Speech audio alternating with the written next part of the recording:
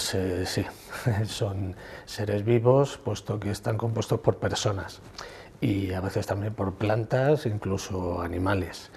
Pero bueno, hablando en serio, las organizaciones no han hecho otra cosa que recuperar todos los genes que nos han ido transmitiendo las distintas sucesiones de homínidos que ha habido durante la historia. Si retrocedemos 200.000 años, ahí es donde aparece el Homo sapiens y es nuestra base genética, aunque últimamente se ha descubierto que entre un 1 y un 3% de nuestros genes vienen de los neandertales, que parecía que no habían dejado ningún rastro en nosotros, y bueno, pues toda esa genética es la que nos va haciendo pues el comportamiento y lo que somos hoy en día.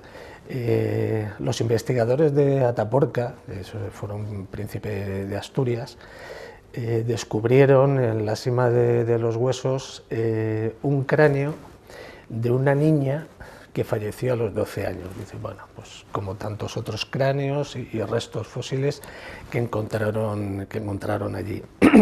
Lo curioso y lo que realmente les llamó la atención es que este cráneo tenía 530.000 años de antigüedad, era un cráneo deformado, por lo tanto esta niña pues no era la más guapa del lugar, pero no solamente estéticamente, sino que la deformidad del cráneo había impedido una evolución correcta del cerebro, con lo cual tampoco era la más lista del lugar. ¿Qué les llevó a ellos a pensar y a destacar esta niña? Es que hace 530.000 años, mucho antes de que apareciera el Homo sapiens, es decir, lo que somos nosotros, la sociedad de aquel momento cuidaba de esas personas. Es decir, los animales, cuando nace un animal defectuoso, le abandonan, porque genéticamente no es bueno para la raza. Sin embargo, muchísimo tiempo antes de ser nuestra base genética, ya cuidábamos de nosotros mismos. Y eso es lo que nos da a entender el por qué nos unimos, por qué lo primero que se creó en la especie humana fue la cultura, que fue la que dio origen a que cada grupo tuviese su forma de actuar, su forma de organizarse, y de ahí hemos ido evolucionando, pero mantenemos ciertas características comunes. Pues toda la evolución que he ido comentando antes de las distintas ramas de homínidos que bueno, pues nos han hecho ser como somos, hemos mantenido dos principales características en la sociedad actual. La primera es la jerárquica.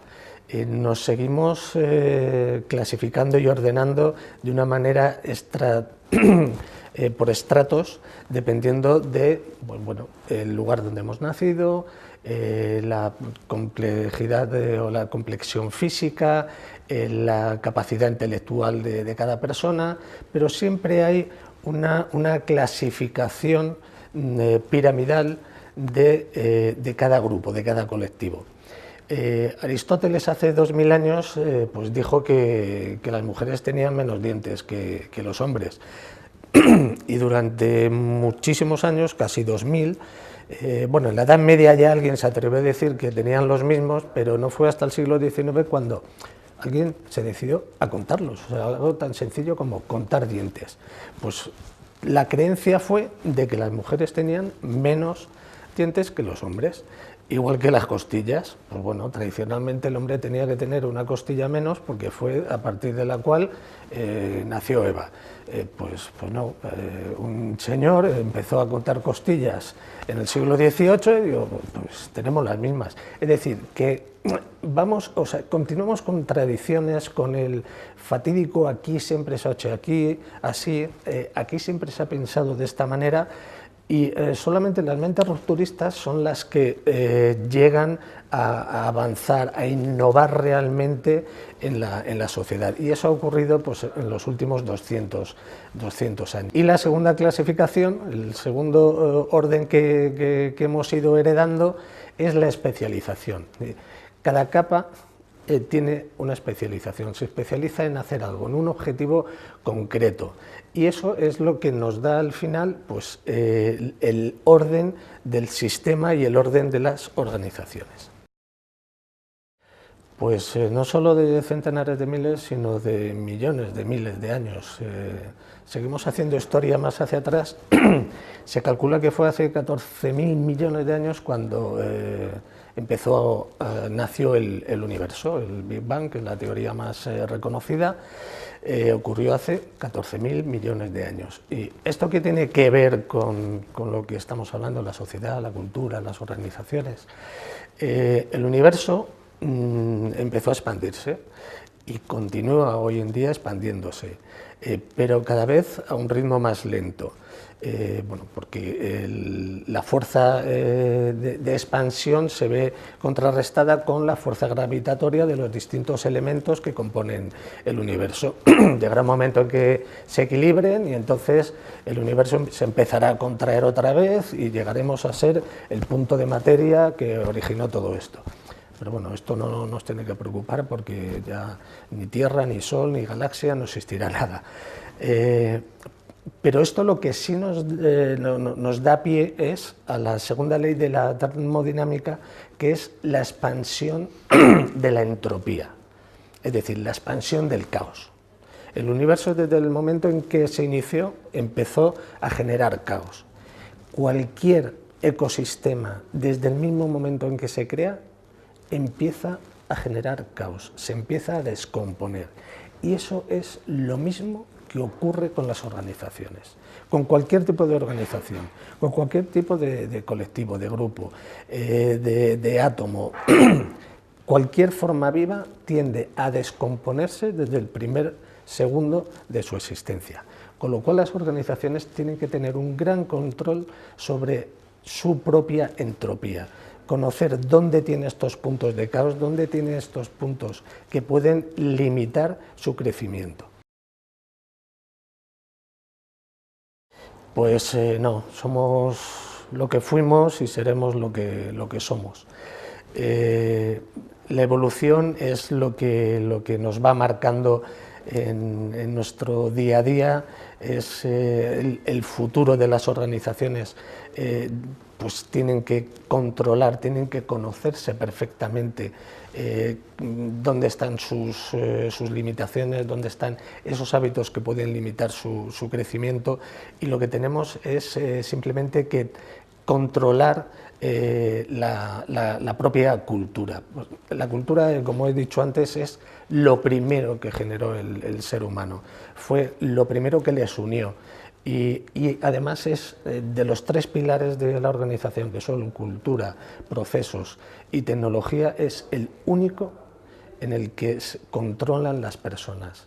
Tanto procesos como tecnología son o checklists que tienes que ir haciendo o máquinas que hacen lo que tú les has dicho que hagas. Pero la cultura es la única que tiene capacidad la persona de descomponerla. Por lo tanto, tenemos que trabajar en ella. No, en absoluto. Lo que sí tenemos que ser es conscientes de que el caos existe. Y existe desde el momento en que vamos a una notaría y firmamos ante notario la creación de una empresa o de una organización, de una fundación, de cualquier forma compuesta por personas. ¿Cómo lo podemos controlar? Pues con una figura externa, una persona que esté aislada de los hábitos diarios, de esa entropía que existe dentro de la organización y le permita detectarla a la primera, es decir, que tenga una capacidad de analizar y diagnosticar esa entropía, ese caos, esa pequeña disolución del objetivo inicial que se va produciendo. La cultura, como ya llevamos hablando durante todo el episodio, es la base de cualquier organización, la base de cualquier grupo, colectivo. Por lo tanto, tenemos que tener un control exhaustivo.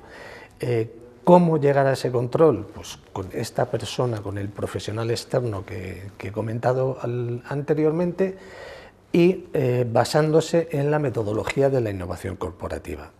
Esta metodología incluye unos cuestionarios, unas entrevistas grupales o individuales, top-down, y lo que hemos denominado la visita no guiada. O sea, la visita no guiada es pasearse sin nadie de la organización por las dependencias y empaparse de la cultura, del día a día, de cómo se trabaja habitualmente sin ningún tipo de efecto externo.